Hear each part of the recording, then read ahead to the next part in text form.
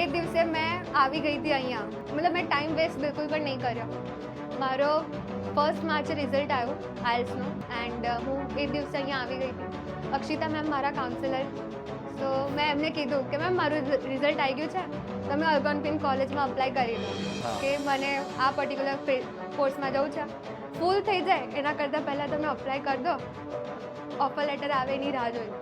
તો બીજા જ દિવસે મને ઓફર લેટર મળી ગયો હતો. So I was very happy and મેં કીધું પ્રોસેસ આગળ વધારો. બહુ સારું લાગ્યું.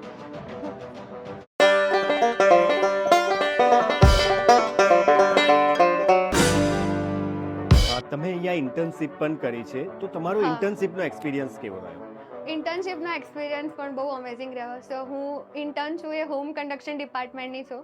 Okay. And home conduction department એ કાનનનું બહુ કહેવાય ને બહુ સ્પેશિયલ ડિપાર્ટમેન્ટ છે. એન્ડ મને એવું ઇવન મેં રિસીવ કર્યું છે કે આવી special care and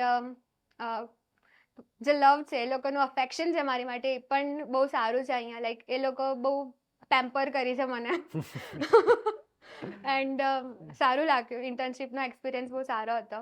and even on the first day જ્યારે હું મારા એચઓડીને મળીને ભાવેશ પટેલ સર, તો એમની પણ જે એનર્જી હતી ને એવું ફીલ કરી શકતી હતી કે એકદમ ડેડિકેટેડ પર્સન છે. સો એ ડેડિકેશન મેં શીખ્યું એમની પાસેથી અને એમને મને ઘણી બધી વસ્તુઓ ઉપર એડવાઇસ આપી.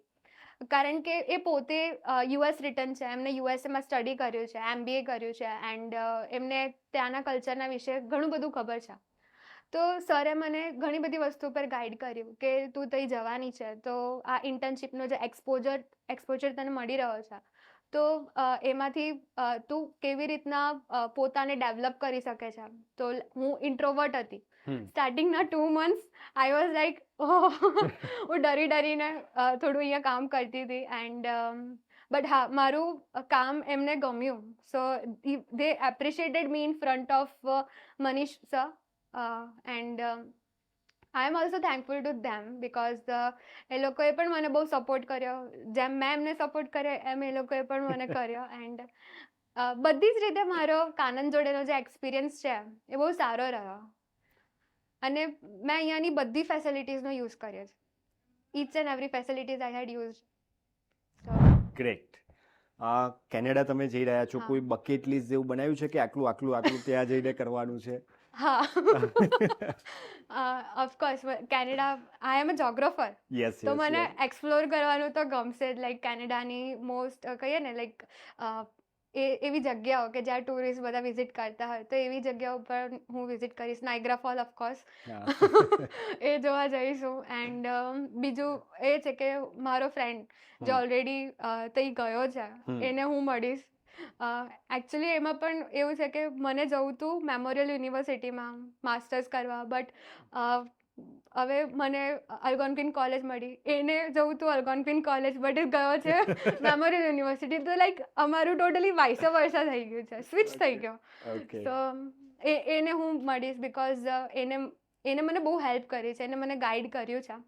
તો એને મળવાનું આ એક બકેટ લિસ્ટમાં છે. પછી બીજી આજુબાજુની જગ્યાઓ હું એક્સપ્લોર કરીશ. ઓટાવા is also a beautiful city, so absolutely. એને ફર્સ્ટલી એક્સપ્લોર કરીશું.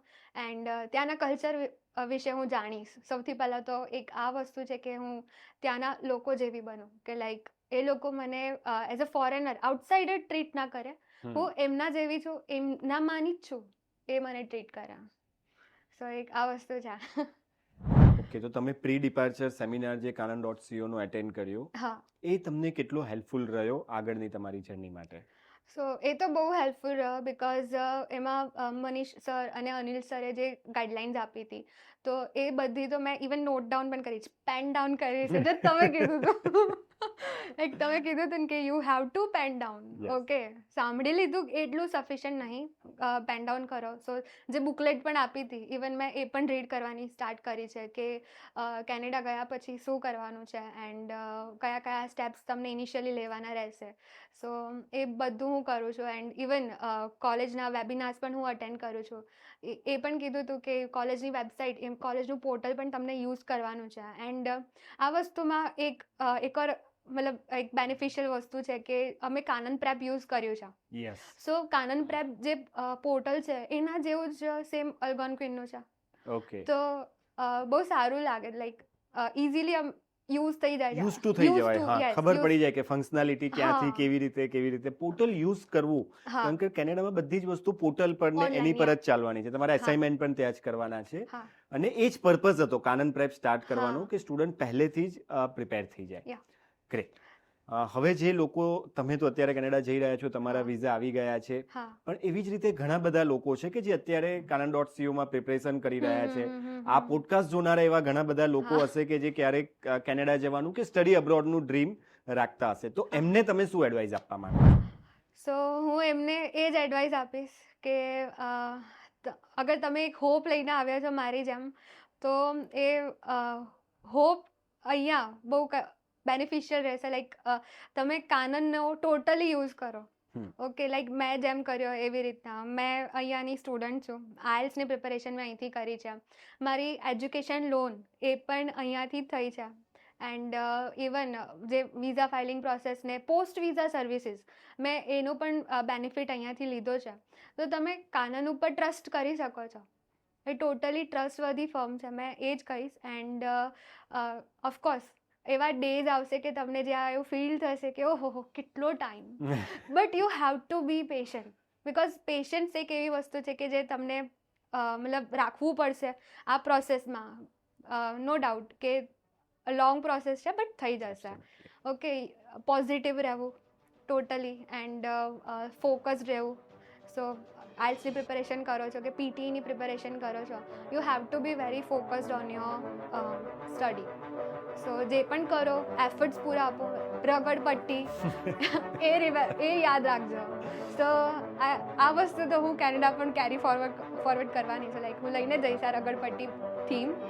એન્ડ ત્યાં પણ હું બહુ મહેનત કરીશ.